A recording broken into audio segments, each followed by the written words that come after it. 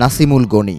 এককালের রাষ্ট্রপতির সচিব থেকে রাষ্ট্রপতি হয়ে ইতিহাস তৈরির পথে ছিলেন দেশের শীর্ষ এই আমলা।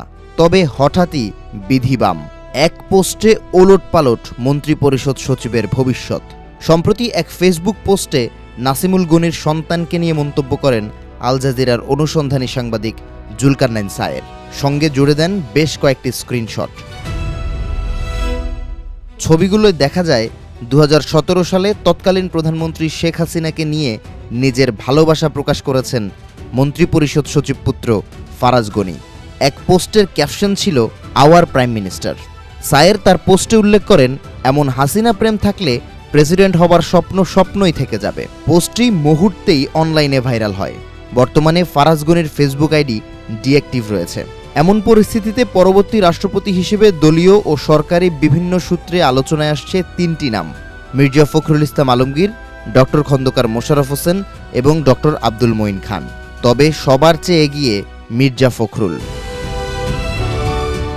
দীর্ঘ রাজনৈতিক জীবনে তিনি সংসদ সদস্য ও প্রতিমন্ত্রী ছিলেন।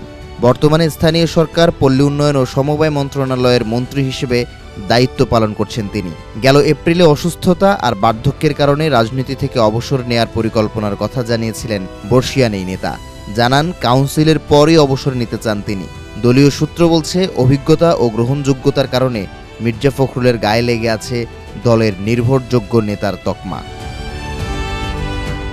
যদিও বিএনপির নীতি নির্ধারকেরা বলছেন, এ বিষয়ে স্থায়ী কমিটিতে কোনো সিদ্ধান্ত বা আনুষ্ঠানিক আলোচনা হয়নি। যেহেতু আনুষ্ঠানিক আলোচনা হয়নি, ফলে নামগুলোকে গুঞ্জন হিসেবেই দেখছেন তারা। এদিকে পদত্যাগের পর রাষ্ট্রপতি দেশে থাকবেন নাকি বিদেশে পাড়ি জমাবেন তা নিয়ে রাজনৈতিক অঙ্গনে চলছে আলোচনা।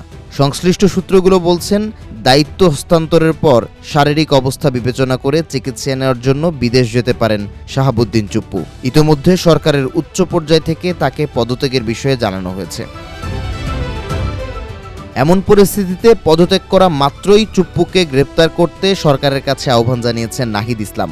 বিরোধী দলের চিফ হুইপের অভিযোগ, বিএনপি সরকার ক্ষমতা গ্রহণের 5 মাসেও রাষ্ট্রপতিকে সরাতে পারেনি। এতদিন পর পদত্যাগের বিষয়ে রাষ্ট্রপতি মোহাম্মদ শাহাবুদ্দিনের বোধোদয়কে সন্দেহের চোখে দেখছেন তিনি। একই দাবিতে রাজু ভাস্কর্যের পাদদেশে অনশনে বসেছেন একদল ছাত্র। মঞ্চ 24 নামের একটি সংগঠনের নেতাকর্মীদের দাবি, জুলাই গণঅভ্যুত্থানে যেসব মানবতা বিরোধী অপরাধ হয়েছে তার অন্যতম পৃষ্ঠপোষক ছিলেন রাষ্ট্রপতি। ফলে রাষ্ট্রপতির গ্রেপ্তার ও বিচার নিশ্চিতে অনশন চালিয়ে যাবার ঘোষণা দিয়েছেন তারা।